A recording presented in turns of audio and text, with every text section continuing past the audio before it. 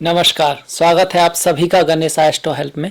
मैं हूं आपके साथ डॉक्टर दिलीप और बहुत बहुत स्वागत करता हूं ज्योतिष के इस प्रोग्राम में। देखिए, इस वीडियो में हम बात करने वाले हैं वृषभ राशि के लिए, वृषभ लग्न के लिए कैसा रहने वाला है आने वाला मई का महीना। राशि और लग्न दोनों से देखना चाहिए। अंतर क्या होता है? राशि जहाँ पर कुंडली में आपका चंद्रमा है, चंद्रमा मनसो जाता, हमारे इमोशन सुख दुख जो है मन से ही देखते हैं। नॉर्मली जब हमको कोई सफलता मिलती है तो हम खुश रहते हैं, तो मैच भी करता है। लग्न बुद्धि के लेवल पर देखते हैं। आप ऐसे देख सकते हैं कि अगर कोई व्यक्ति बहुत टफ एक्सरसाइज कर रहा है, बहुत मेहनत कर रहा है, तो मन से कई बार उसे ऐसा लग सकता है कि भाई बड़ा कठिन काम है और वो शायद उसको ना करना चाहे, पर बुद्धि से वो जानता है कि ये बढ़िया है, ये सही है, ये ठीक है, तो उसको लग्न से देखते हैं। तो लग्न का थोड़ा सा महत्व तो ज़्यादा है, पर कुछ चीज़ें सिर्फ राशि से देखी जाती हैं, जैसे कि साढ़े साती है, ढैया है, क्योंकि चंद्रमा पर शनि का असर देखते हैं। चंद्र शनि, जो शनि है चंद्र को व्याकुल कर देता है, इसलिए साढ़े साती कई बार आपको बाद में ऐसा लग सकता है कि साढ़े साती के समय जो आपने चीज़ें की वो बाद में वास्तव में फायदेमंद हुई, पर उस समय आपको ऐसा लग रहा था कि वो टफ था, बुरा था, कठिन था। ऐसा कई बार होता है। तो फिलहाल हम बात करें आपके लिए तो कह सकते हैं कि इस महीने कई सारे बहुत अच्छे परिवर्तन हो रहे हैं, बढ़िया परिवर्तन हो रहे हैं वृषभ के लिए। देखिए, धन, पैसा, मान, सम्मान, ये सब हम लोग चाहते हैं भौतिक संसार में, और जरूरी भी है। और भगवान श्री विष्णु की भी जो पत्नी है वो माता लक्ष्मी है, और उनको शुक्र ग्रह दिखाते हैं। और आपके लग्न के जो लग्नेश हैं राशि के, वो भी शुक्र हैं। तो आप लोग तो नॉर्मली फाइनेंस में अच्छे होते हैं और बैंक्स में काम करते हैं लोग, इस तरह के लोग, ज्वेलरी का काम, आर्ट इंडस्ट्री, कंस्ट्रक्शन और लोगों से जुड़ा हुआ काम, फाइनेंस से जुड़ा हुआ काम, होटल इंडस्ट्री से जुड़ा हुआ काम में काफ़ी अच्छे लोग होते हैं वृषभ वाले। और हो क्या रहा है कि लग्न का स्वामी लग्न में ही आ रहा है। पूरी कुंडली में जो सबसे महत्वपूर्ण ग्रह है वो शुक्र है आपके लिए, क्योंकि वो लग्नेश है और जो भाव है वो पहला घर है। तो आपका सबसे महत्वपूर्ण ग्रह शुक्र आपके ही सबसे महत्वपूर्ण भाव में आ रहा है, पहले भाव में आ रहा है। कब से कब तक? शुक्र जो है आपके वृषभ में रहने वाले हैं 4 मई से लेकर 28 मई तक। तो लगभग पूरे महीने आपके कुंडली में मालव्य नाम का महापुरुष योग बना हुआ है। अगर ऐसा योग किसी व्यक्ति के जन्म के समय होता है तो उसको घर, गाड़ी, भूमि, बंगला, स्त्री सुख, पुरुष सुख और जो भी भौतिक चीज़ों के सुख शानदार मिलते हैं। कुछ लोग ऐसे होते हैं जबकि उनके पास पैसा तो है पर सुख उतना नहीं है। यहाँ पर सुख काफ़ी मिलता है, अच्छी अच्छी चीज़ों का भोग, अच्छे अच्छे स्थान, अच्छे अच्छे कपड़े, ये सब काफ़ी चमकीली दुनिया मिलती है अगर किसी का जन्म से हो तो। अगर गोचर में आ रहा है तब भी तो कुछ ना कुछ तो अच्छा लेकर आएगा। धन ला सकता है, पद प्रतिष्ठा, प्रमोशन बढ़ा सकता है, आपके जीवन में कोई सुख बढ़ सकता है, आपके जीवन में आपको स्त्री सुख या पुरुष सुख मिल सकता है ज़्यादा।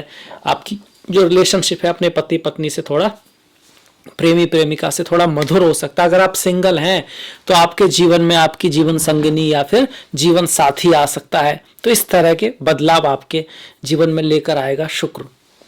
शुक्र कहीं ना कहीं छठे भाव का भी, रोग ऋण शत्रु का भी कारक है। तो थोड़ा सा अपने माइंड को थोड़ा सा काम रखें, थोड़ा गुस्सा वुस्सा ज़्यादा ना करें, छोटी मोटी बातों पे ध्यान ना देकर अपने लक्ष्य की तरफ ध्यान दें। वैसे भी हम अगर अपने लक्ष्य पे ध्यान देंगे, अपनी एनर्जी को वहीं फोकस करेंगे तो हम अपने लक्ष्य की तरफ बढ़ेंगे। अगर उस एनर्जी को इधर उधर लगाएंगे तो अपने फोकस के लिए तो एनर्जी कम बचेगी। उसको इग्नोर करें, फालतू की बातों को, अपने लक्ष्य पे ध्यान दें। लग्न में कहीं ना कहीं देख सकते हैं तो सूर्य भी है, सूर्य भी आ रहा है 14 तारीख के बाद। तो 14 तारीख के बाद थोड़ा सा आप अपने आप को एरोगेंट फील कर सकते हैं, थोड़ा सा एरोगेंट फील कर सकते हैं और थोड़ा सा ये फील कर सकते हैं कि मिसअंडरस्टैंडिंग, थोड़ी सी आपका जो स्पाउस है वो थोड़ा सा बॉसी फील कर सकता है। इस तरह से अब हम इसके और भी रिजल्ट पर आएंगे। थोड़ा सा और ग्रहों की स्थिति देख लेते हैं। देखिए, सूर्य है, शुक्र को तो हम जान गए, उसके थोड़े रिजल्ट भी देखें। सूर्य आपके 14 तारीख के बाद लग्न में रहेंगे, 14 से पहले वो आपके द्वादश भाव में मेष राशि में गोचर करेंगे। बुध की बात करें, जो भी आपके पंचमेश हैं और धन भाव के स्वामी हैं, वो भी अधिकतर समय आपके लग्न में रहने वाले हैं।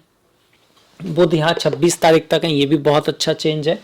मंगल धन के भाव में रहेंगे, जो कि आपके व्यय भाव के स्वामी हैं और साथ में सप्तमेश मतलब मैरिज लाइफ को जो कंट्रोल करता है, पार्टनरशिप को जो कंट्रोल करता है, उसके स्वामी भी हैं। इसके रिजल्ट पे बात करेंगे। राहु तो चल ही रहे हैं आपके लग्न में और केतु जो है वो भी आपके सप्तम भाव में वृश्चिक राशि में गोचर कर रहे हैं। शनि भाग्य का स्वामी भाग्य में ही है, पर शनि 23 तारीख के बाद मतलब पूरे महीने के अंत में थोड़े से वक्री हो जाएंगे, उसके बारे में भी बात करेंगे। और गुरु का गोचर दसम भाव में चल रहा है आपके, और गुरु आपके लाभ भाव के स्वामी हैं, इसके साथ साथ अष्टमेश भी हैं।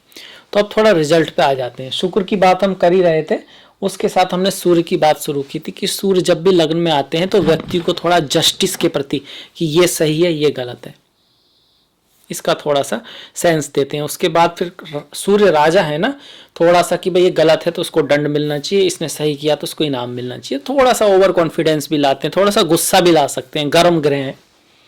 हालांकि सूर्य जो है इतना भी नहीं है, मंगल की तरह नहीं है, पर थोड़े से गर्म जरूर है। हाँ, कॉम्बिनेशन ऐसा बन रहा है कि लग्न में सूर्य है और द्वितीय भाव में मंगल है, तो कहीं ना कहीं फैमिली लाइफ के लिए आकर्षण तो बढ़ेगा शुक्र के कारण एक दूसरे के प्रति, पर कुछ बातें कहीं ना कहीं डिफरेंस जो हो सकते हैं। तो देखिए डिफरेंस कहाँ नहीं होते, सबकी लाइफ में होते हैं। अब आपका काम है कि आप फोकस उस पर करें जो अगले व्यक्ति की थोड़ा सा पॉजिटिविटी है उसको निखारने की कोशिश करें। कहीं कोई कमी है तो देखिए कमी सभी में है, उसको थोड़ा सा इग्नोर करने की, अगर लगता है बहुत ही ऐसी कमी है तो फिर बात करके आपस में सलाह करके थोड़ा सा प्यार से उसको दोनों मिलके सुधारने की कोशिश करें तो बेटर आइडिया रहेगा। और फिर सुधारने की बात आए तो देखिए सबसे पहले अपनी कमी को देखें, अपनी कमी सुधारें, क्योंकि वहाँ चांस है, वहाँ चांस है, क्योंकि आपके हाथ में कुछ हद तक तो है। अपनी भी कमी पूर्णतः हाथ में नहीं होती। जैसे कि अगर आपका वेट थोड़ा बड़ा हुआ है, आपको पता है कि सुबह घूमने जाना अच्छा है, उसके बाद भी सब लोग जा नहीं पाते, या फिर एग्जाम है और आपको पता है कि पढ़ाई लिखाई करेंगे ध्यान से मन लगा के तो एग्जाम सही मार्क्स आएंगे, पर सब कर नहीं पाते।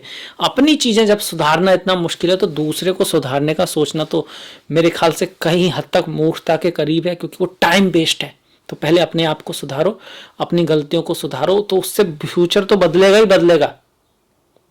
क्योंकि ग्रह भी यही करते हैं ना, अच्छे ग्रह क्या करता है, जादू नहीं करता है, आपके अंदर से ही चीजों को कराता है। बुरा ग्रह क्या करता है, आपके मन को ही बुरे रास्ते पर, गलत रास्ते पर ले जाता है। तो आप सही रास्ते पे चलिए, धर्म के रास्ते पे चलिए, मेहनत के रास्ते पे चलिए, अपने कार्य के लिए स्मार्ट वर्क कीजिए, कोई उसके लिए जो आपको स्किल सीखनी है उनको सीखिए और प्रयासरत रहिए, अपॉर्चुनिटी जरूर आएगी, भाग के आएगी। सूर्य के बाद हम अगर करें बुध की बात, देखिए बुध द्वितीय भाव का मतलब धन भाव का स्वामी लग्न में है और पंचमेश भी लग्न में है, तो ये राजयोग हो गया आपका। जब त्रिकोण का स्वामी केंद्र में आता है इसको राजयोग कहते हैं। ऊपर से लग्न के साथ बैठा है तो एक और राजयोग, शुक्र और बुध का राजयोग हुआ एक तरह का, इसको कह सकते हैं आप लक्ष्मी नारायण योग, धन देने वाला, पैसा देने वाला। और सूर्य की बात करें तो चतुर्थ भाव का स्वामी लग्न में आ रहा है, तो ये भी एक तरह का अच्छा योग है।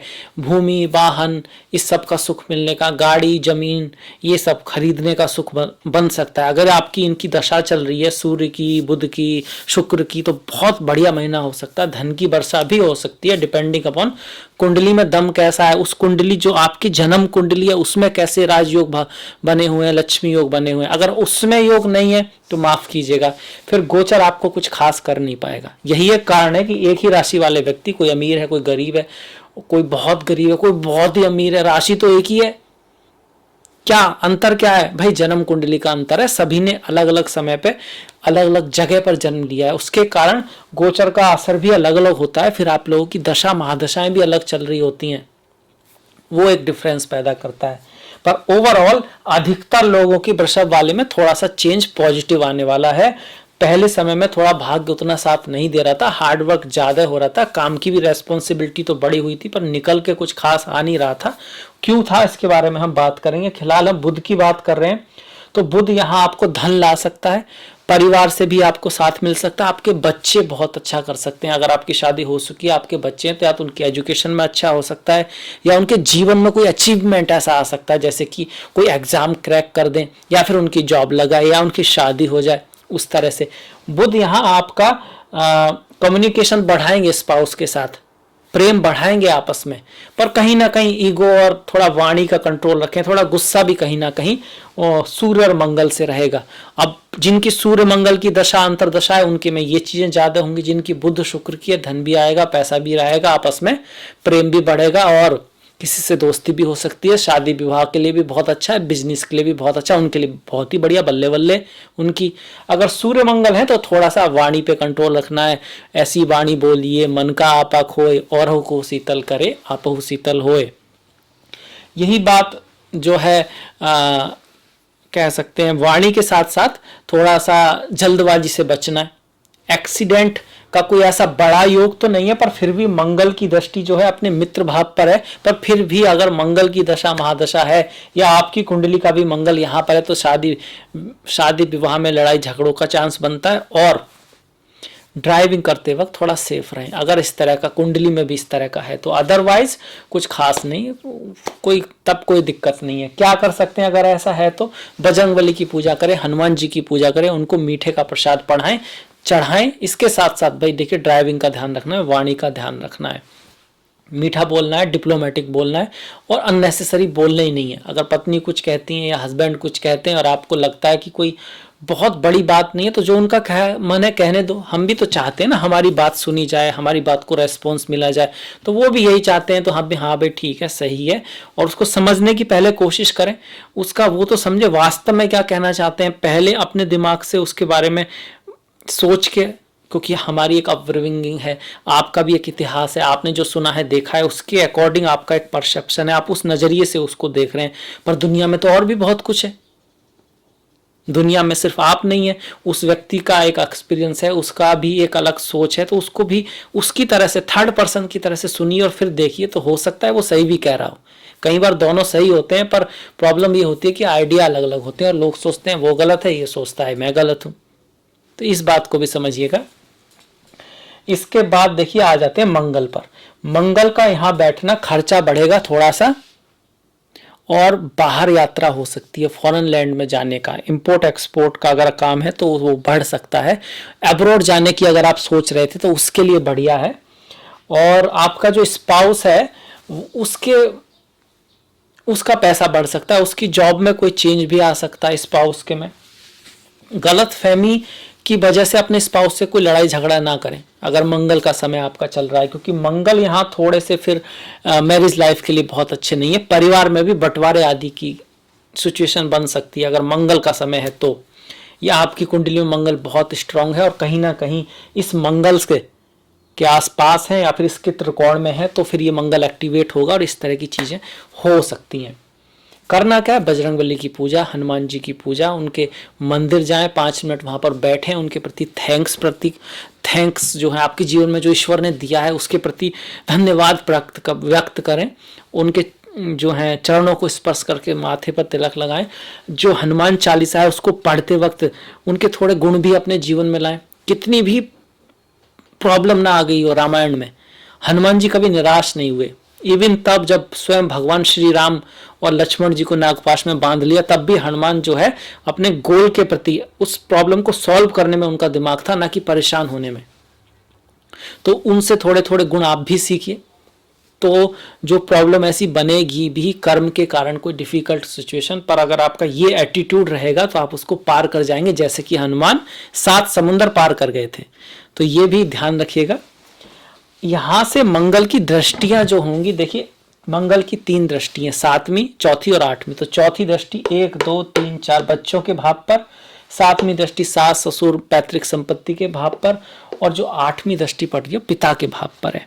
देखिए पिता से और बॉस से इस महीने में कई चीजें दिखती हैं। एक तो शनि पहले ही है, ऊपर से मंगल की दृष्टि, और 14 तारीख तक सूर्य भी 12वें भाव में है। तो पिता से, बॉस से, अपने से बड़ों का थोड़ा रेस्पेक्ट रखें, उनके सामने कोई बहुत ज्यादा उम्मीद ना रखें। कोई अगर आप सोच रहे हो आपकी बात मान लेंगे, यहाँ थोड़ा मिसअंडरस्टैंडिंग और झगड़े के ही प्लान बनते हैं। सेहत भी उनकी नाजुक रह सकती है, अगर पिताजी थोड़े वृद्ध हैं तो उनका खास ख्याल रखें। कुछ वो कहते हैं तो उस बात को इग्नोर कर दें, और उनकी गलतियों पर ध्यान कम दें, उनकी जो पॉजिटिव चीजें हैं उन पर ध्यान ज्यादा दें, क्योंकि वैसे भी गलती आप तो सुधार नहीं सकते, और फिर जिसका जो कर्म है वो तो ईश्वर अपने आप भी रिजल्ट उसका देता है। आपका कर्म नॉर्मली उनका करने का बनता है, तो आप अपने कर्म पे ध्यान दें, वो अपने कर्म पे देना चाहिए उनका, उस तरह से वो ठीक है। हाँ, इसके साथ साथ बच्चों वाले भाव पर है, तो बच्चे थोड़े नॉटी हो सकते हैं, हो सकता है थोड़े कम बात माने, तो उनको थोड़ा ज्ञान से समझाएं, लड़ाई झगड़े से ना होकर इस तरह से समझाने की कोशिश करें, लड़ाई झगड़ा भी ना हो, आप उनकी बात भी समझ लें और फिर उसको किसी तरह से एक्सप्लेन करके बताएं कि क्यों इस चीज़ की ज़रूरत है, और उनसे भी सुने कि वो क्या चाहते हैं, उनकी क्या थॉट्स है। तो उससे आपके और बच्चों के बीच में तालमेल थोड़ा दोस्ती वाला रहेगा। उनको सिर्फ क्रिटिसाइज ना करें, जो चीज़ें वो अच्छी कर रहे हैं उसके लिए उनको प्रोत्साहन भी दें, तो उनको ये भी लगे कि हाँ भाई मम्मी पापा तो हमारे दोस्त भी हैं, फ्रेंड भी हैं, वो तो हमारा अच्छा चाहते हैं, तो ये बात भी कहीं ना कहीं ठीक कह रहे होंगे, अच्छी कह रहे होंगे, तो इस चीज़ का भी ध्यान रखें। मंगल की अष्टम पर जो दृष्टि है, एक तो ड्राइविंग के प्रति सेफ रहना है, और इनहेरिटेंस में मिलते वक्त कह सकते हैं कि इनहेरिटेंस मिलने का चांस थोड़ा सा जरूर है, पर घर में कुछ बंटवारा सटवारा इस तरह की सिचुएशन भी हो सकती है, तो उसका थोड़ा सा ध्यान रखें। और इन लॉज जो हैं, सास ससुर जो हैं, उनसे थोड़ा बहुत खटपट होने का चांस यहाँ पे रहता है। अब इसके बाद हम आ जाते हैं गुरु महाराज पर। देखिए, गुरु दसम भाव में कार्य को बढ़ाएंगे, रेस्पॉन्सिबिलिटी को बढ़ाएंगे, लाभ भी होगा, कार्य में चेंज भी आ सकता है, ट्रांसफर आदि भी हो सकता है जिन लोगों की गुरु की दशा, महादशा, अंतरदशा चल रही है। गुरु का यहाँ पे गोचर ना तो बहुत अच्छा माना गया, ना ही बहुत बेकार माना गया। आपकी कुंडली की अष्टमेश है तो कार्य में उतार चढ़ाव ला सकते हैं अगर गुरु की दशा महादशा है तो। क्या करें? हल्दी थोड़ा सा यूज करें पानी में, केसर का तिलक लगाएं, ओम नमो नारायणाय का जाप करें, मंदिर में या किसी धार्मिक स्थान में गुरुवार के दिन जाएं, ईश्वर के प्रति धन्यवाद व्यक्त करें, वहाँ थोड़ा बैठें, थोड़ा सा योगा प्राणायाम समाधि, वहाँ की एनर्जी को थोड़ा फील करें और ईश्वर के प्रति धन्यवाद जो है उसको आप फील करें, उस एनर्जी को फील करें, तो गुरु सुधरेंगे। इसके साथ साथ जो गुरु हैं, आपके गुरु, आपके फील्ड के गुरु, जो टीचर्स हैं, जो ज्ञानी व्यक्ति हैं, उनका सम्मान करें। देखिए, कोई एक बाबा, दो बाबा, कोई ढोंगी हो सकते हैं और होते भी हैं, सभी नहीं होते हैं। और इस भारत माता ही ऐसी धरती है जहाँ पर वास्तव में संत, दर्शन शास्त्री, और जहाँ हर तरह की थॉट्स को बढ़ावा मिला। यही कारण भी है आज भी हम लोग अपने इतिहास के कारण योगा, मेडिटेशन, दर्शन के लिए जाने जाते हैं और हमारी रेस्पेक्ट भी होती है उसके लिए। हाँ, बेस्ट में कुछ चीज़ें हैं, उनसे वो भी हम सीख रहे हैं, अब उसमें भी आगे बढ़ रहे हैं, पर ये भी हमारे संस्कार हैं, जिसका दुनिया में सम्मान है उसको भी हमको बना के रखना है। तो जितना आदर हमारी संस्कृति में गुरुओं को मिलता है, बाहर नहीं मिलता है। वहाँ तो ऐसे ही, मतलब गुरु मतलब टीचर, मतलब ऐसे ही है। और अपने यहाँ जो रेस्पेक्ट जो गुरुओं के प्रति सिखाई गई है, उसका कारण क्या है कि जब किसी के प्रति रेस्पेक्ट होती है तो उस नॉलेज को आप बहुत अच्छी तरह से ग्रहण कर पाते हो, क्योंकि वो बीच में ईगो वाला बैरियर नहीं होता है, और आप वास्तव में व्यक्ति की नहीं, उस ज्ञान की इज्जत कर रहे हैं, उस ज्ञान की रेस्पेक्ट कर रहे हैं जो आपको आगे बढ़ाएगा। गुरु का सीधी दृष्टि चतुर्थ भाव पर है तो भूमि, वाहन, गाड़ी खरीदने का योग बना हुआ है। खासकर वाहन का योग बहुत ज्यादा बना हुआ है, जमीन का भी योग बना हुआ है। गुरु की जो नवम दृष्टि है, देखिए गुरु की 3 दृष्टियां होती हैं, 5वीं, 7वीं और 9वीं। 5वीं दृष्टि 1, 2, 3, 4, 5 धन भाव पर मंगल पर पड़ रही है। तो कहीं ना कहीं अगर किसी की गुरु की दशा है तो उसके गुस्से पे गुरु का थोड़ा कंट्रोल रहेगा, उसको इतना घबराने की जरूरत नहीं है। पर सूर्य मंगल की है तो थोड़ा दिक्कत रहेगी।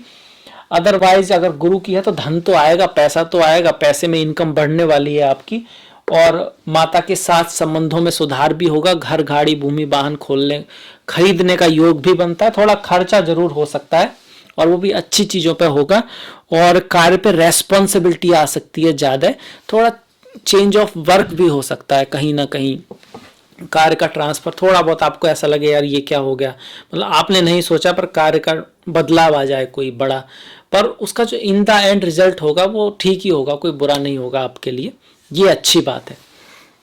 गुरु के बाद अगर शनि की बात करें, देखिए शनि भाग्य का स्वामी, भाग्य में है, भाग तो साथ देगा पर भाग भाग के देगा, मेहनत करा करा के देगा। शनि ऐसे ग्रह हैं जो सूर्य से सबसे दूर है और मेहनत करा के रिजल्ट देते हैं। शनि का गोचर नवम भाव में कोई बहुत शुभ नहीं माना गया, पर अपनी ही राशि में होने से भाग्य साथ तो देगा पर मेहनत के साथ देगा, और जब देगा जब आप धर्म के रास्ते पर हैं, सत्य के रास्ते पर हैं, सत्यनिष्ठा, ईमानदारी, मेहनत और पूरा प्रयास करेंगे तब देगा। अगर आपको इसका शुभ रिजल्ट देना है तो आपको वृद्ध, अपने से वृद्ध, गरीब लोग, साफ सफाई के कर्मचारी, जो इस तरह के लोग हैं, जो विकलांग हैं, बिल्कुल कमजोर लोग हैं, उनके प्रति मन में श्रद्धा, उनके प्रति मन में करुणा, प्रेम रखना चाहिए और जो मदद हो सके वो करते रहना चाहिए। झूठ, कपट, इन सब से बिल्कुल अलग रहें, दूर रहने की कोशिश करें, तो शनि आपको अच्छा रिजल्ट देंगे। सही रास्ते से, दिमाग से सोच के, कानून के अंतर्गत ही अपने लाभ की तरफ बढ़ेंगे तो शनि आपका साथ देंगे।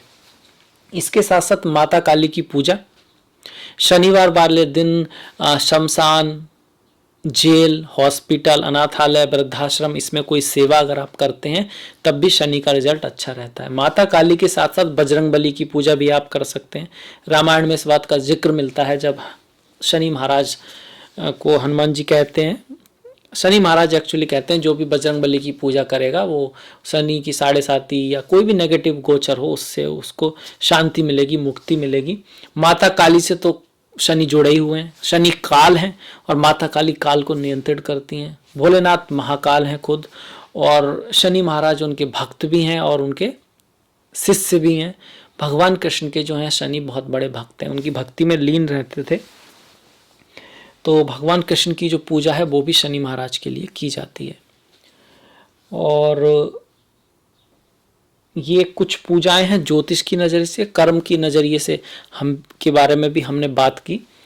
शनि की जो 7वीं दृष्टि है वो पराक्रम के भाव पर है, तो आपके पड़ोसी, भाई बहन का सहयोग थोड़ा कम मिले, संबंधों में कुछ ड्राइनेस आए, कुछ मिसअंडरस्टैंडिंग हो जाए, कुछ इस तरह का कि आप अपनी जगह सही हो तब भी वो आपको उतना रेस्पॉन्स ना दें, ये सब शनि कराते हैं। थोड़ा वैराग्य की तरफ ले जाते हैं, रिश्तों की गहराई को समझाते हैं कि ये जो रिश्ते नाते हैं वो नॉर्मली मोह के होते हैं, और इस तरह से कोशिश करना चाहते हैं, आपको ज्ञान की तरफ ले जाना चाहते हैं। शनि की 10वीं दृष्टि आपके छठे भाव पर आएगी, जहां आपके और गुरु की भी दृष्टि है, तो 2 ग्रहों की दृष्टि छठे भाव पर है। स्वास्थ्य का ध्यान रखें, रोग, ऋण, शत्रु का ध्यान रखें, किसी से फालतू के लड़ाई झगड़े में ना पड़े, अपने काम से काम रखें, स्वास्थ्य का ध्यान रखें। और अगर आप किसी की सेवा कर रहे हैं, कुछ सामाजिक काम कर रहे हैं, तो उसमें आपको उपलब्धि मिल सकती है, उसमें आपको रिकॉग्नाइजेशन भी मिल सकता है। जैसे डॉक्टर्स लोग हैं या लॉयर हैं, वो भी एक तरह का, अगर सही रास्ते पे कोई व्यक्ति कर रहा है, समाज के लिए कुछ करना चाह रहा है, तो उस तरह के ह्यूमैनिटेरियन काम कर रहा है, उस तरह के काम में आपको यहाँ शनि रिकॉग्नाइजेशन भी दिला सकते हैं। शनि के बाद अगर हम राहु की बात करें, जो लग्न में चल रहे हैं, उच्च की राशि में मानी जाती है, उनकी वृषभ की राशि है। अगर आपकी कुंडली में राहु अच्छे हैं तब तो ये राहु आपको धन, पैसा आदि दिला सकते हैं। अगर अच्छे नहीं हैं तो स्वास्थ्य का ध्यान रखें, खर्चा काफ़ी बढ़ा देंगे राहु। और यहाँ जो बैठ के जो राहु हैं वो खास करके देखिए धन के मामले में बहुत अच्छे नहीं होते, पैसे का खर्चा काफ़ी करा देते हैं। किस चीज़ के लिए अच्छे हैं? 1, 2, 3, 4, 5, 6 अकल्ट, पैतृक संपत्ति, ज्योतिष, इस सब के लिए अच्छे हैं। और सास ससुर से या आपकी ससुराल से आपको फ़ायदा दिला सकते हैं इस तरह के राहु। मेहनत काफ़ी कराएंगे, दूर यात्रा के लिए अच्छे हैं, विदेश यात्रा के लिए अच्छी हैं, आपका चेंज ऑफ प्लेस करा सकते हैं। शादी विवाह में अगर आपकी दूसरी शादी है तो उसके लिए अच्छे हैं, या फिर फॉरेनर से शादी है, दूसरे कास्ट कल्चर आदि से आपकी अगर शादी है तो उसमें राहु थोड़ा हेल्प कर सकते हैं। अदरवाइज वो आपको थोड़ा सा मैरिज लाइफ में डिससेटिस्फैक्शन बढ़ाएंगे, और फालतू की बात जो कहीं नहीं है उसके कारण लोगों में झगड़ा आदि बढ़ा सकते हैं। राहु धुआं है जो दिखता नहीं है, अगर दिखता भी है तो हाथ में नहीं आता। तो ऐसी चीज़ें जो आपको लगेगा कि हो, शक के बल पर आपको ऐसा लगेगा कि हाँ कुछ हो सकता है, हाँ है, पर वास्तव में ऐसा कुछ नहीं है। और शक के ऊपर आप कोई अपने जीवन साथी से या प्रेमी प्रेमिका या पार्टनर या बिजनेस पार्टनरशिप में भी शक के ऊपर कुछ ना करें, पहले चीज़ों को क्लियर कर लें, हाँ ऐसा है, उसी के बाद ही कुछ बोलें, उसी के बाद ही कुछ एक्शन लें। केतु की बात करें तो केतु आपके स्पाउस को आध्यात्मिकता की तरफ मोड़ सकते हैं, या फिर उसका जो बिहेवियर है वो थोड़ा सा अलग हो सकता है, समाज से एकदम अलग, कुछ आपकी समझ से बाहर इस तरह का हो सकता है। दोनों ही चीज़ें केतु देते हैं। कई बार नशा या कुछ ऐसी चीज़ें भी दे सकते हैं जो असामाजिक हैं, क्योंकि राहु केतु जो हैं समाज के नियमों को नहीं मानते हैं। मतलब जो समाज नहीं मानता उसी काम को करने में उनको मज़ा ज़्यादा आता है। सन्यासी बन जाते हैं लोग, तो वो भी समाज से थोड़ा सा अलग है। तो उस तरह का थोड़ा केतु नेगेटिव भी दे सकते हैं, पॉजिटिव आपका समाधि, योगा, मेडिटेशन, भक्ति आदि की तरफ इंटरेस्ट भी दे सकते हैं, डिपेंडिंग अपॉन आपकी कुंडली में केतु कैसे हैं। और अगर आपकी केतु की दशा महादशा चल रही है तो भगवान श्री गणेश की पूजा करते रहें। बुधवार वाले दिन पक्षियों को, कुत्तों को खाना खिलाएं जितना हो सके उतना। और केतु के लिए खट्टी चीज़ों का दान होता है, तो आम का अचार या नींबू वगैरह का दान कर सकते हैं। आप गुरुद्वारे में दे सकते हैं, या आप श्री कृष्णा का मंदिर हो वहाँ दे सकते हैं, जहाँ पर इस तरह का हो, सार्वजनिक स्थान जो लें और फिर दूसरों को वो भी मिले तो आप दे सकते हैं अपनी सुविधा के अनुसार। खट्टी चीज़ का दान केतु के लिए बहुत बढ़िया है। भगवान श्री गणेश की पूजा बहुत अच्छी है। गुरुवार वाले दिन मंदिर जाना भी केतु को अच्छा करता है। एक्चुअली गुरु और केतु का संबंध है, जब गुरु शुभ होते हैं तो केतु भी नॉर्मली अच्छे रिजल्ट देते हैं, या किसी की कुंडली में गुरु की दृष्टि अगर केतु पे हो तो केतु अच्छा रिजल्ट देता है। तो ये हमने लगभग सारे ग्रह देख लिए, मंगल, बुध, राहु, केतु, शुक्र, शनि। और चंद्रमा तो खैर हम देख नहीं सकते, बहुत तेजी से बढ़ता है, पर अगर किसी की चंद्र की दशा महादशा चल रही है तो पराक्रम ज़्यादा करना होगा, मेहनत ज़्यादा करनी होगी, व्यवहार में थोड़ा चेंज फील करेंगे आप, कि कभी इमोशंस काफ़ी बदलते हुए से फील करेंगे, यात्राएं काफ़ी आपकी रह सकती हैं।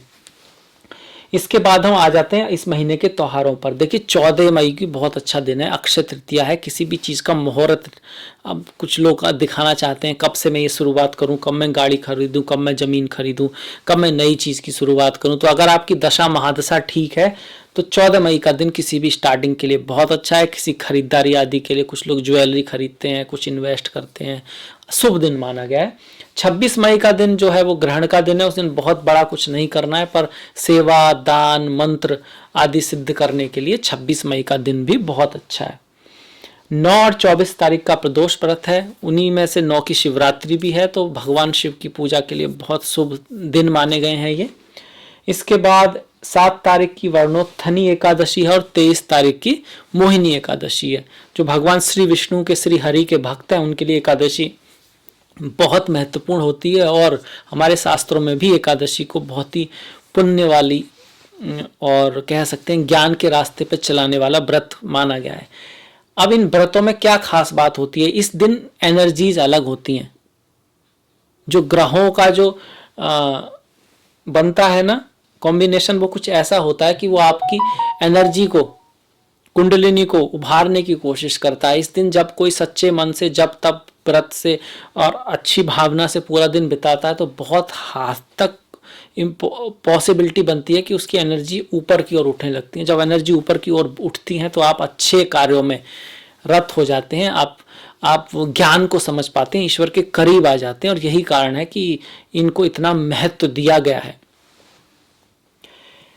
संकष्टी जो है वो 29 तारीख की है, कृष्णा चतुर्थी के दिन संकष्टी होती है, वो 29 तारीख की है। मोहिनी एकादशी 23 तारीख की, भगवान श्री विष्णु के अवतार से जुड़ी हुई है। जब उन्होंने मोहिनी अवतार लिया था तो वो आपको आध्यात्मिकता, स्पिरिचुअलिटी और इसके साथ साथ पाप मुक्त करती है, और आपको सही गलत, माया की जो है परख, मोह माया प्रेम, ये सब की परख दिलाती है। 11 तारीख की अमावस्या है। अमावस्या जिनका चंद्रमा थोड़ा पीड़ित होता है, राहु केतु की कोई सिचुएशन प्रॉब्लम होती है, उनके लिए विषयोग होता है, पितृदोष होता है, उसमें हम अमावस्या का व्रत बताते हैं। और 14 तारीख की संक्रांति है। संक्रांति का भी इम्पोर्टेंट बहुत ज़्यादा है, क्योंकि संक्रांति, सूर्य जब राशि चेंज करते हैं, सूर्य हमारी आत्मा है, आत्मा सो परमात्मा, तो आध्यात्मिकता के लिए संक्रांति का व्रत, उस दिन जप तप ध्यान स्नान इन सब का बहुत महत्व है। तो ये था एक तरह से वृषभ राशि वालों के लिए इस महीने का राशिफल, और आई होप आपको पसंद आया होगा, अच्छा लगा होगा। तो प्लीज़ लाइक कीजिएगा, सब्सक्राइब कीजिएगा, घंटी दबाना मत भूलिएगा। घंटी वाला जो बटन है ना, उसको दबाना मत भूलिएगा। आपका सहयोग बहुत महत्वपूर्ण है, तो अपने सहयोग को बनाए रखें। मैंने डिस्क्रिप्शन में अपना लिंक दिया है, फेसबुक का, इंस्टाग्राम का, ट्विटर का, तो आप please like, please follow, comment कीजिएगा कैसा आपको वीडियो लगा। कुछ सुधार की बात हो वो लिखिएगा, और अपने लक्ष्य के प्रति, गोल के प्रति बढ़िएगा, आगे बढ़ते रहिएगा लाइफ में। इसी के साथ मिलेंगे नेक्स्ट वीडियो में, तब तक के लिए नमस्कार।